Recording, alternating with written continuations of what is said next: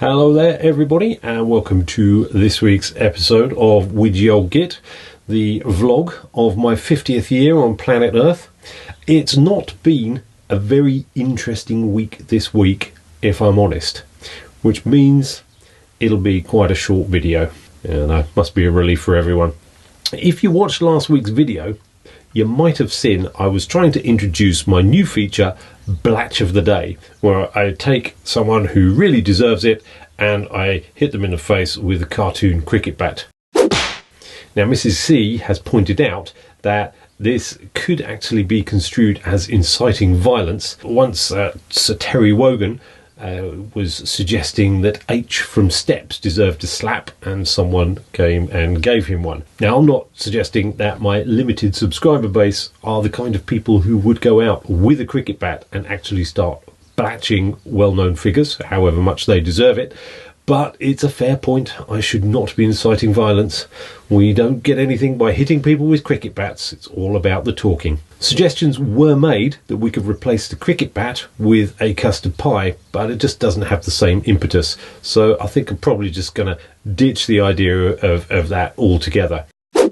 This week has been a busy one at work for me. I present training courses for the BCIA, which is the Building Controls Industry Association.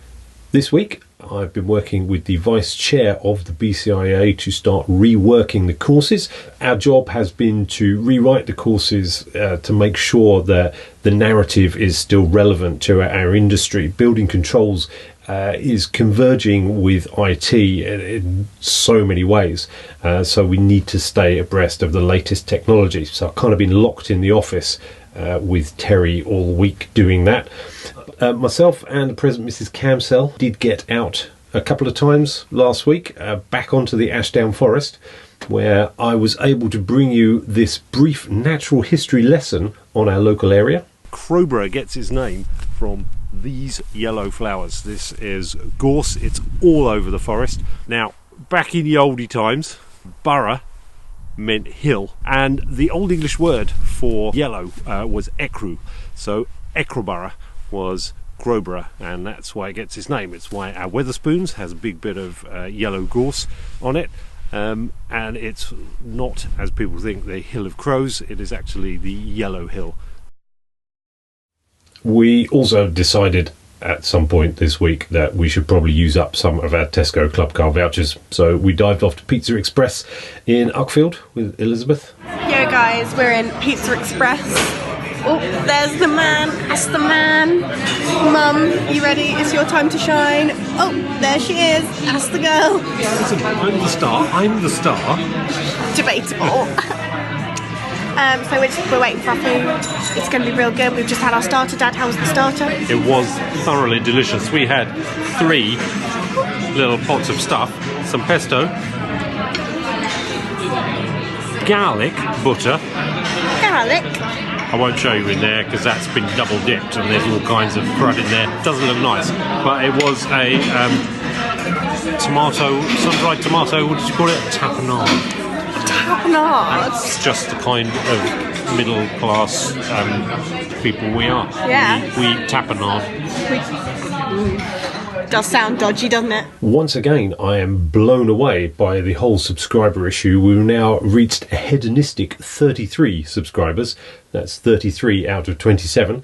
And those of you who follow my Facebook page will have noticed that I have a new T-shirt.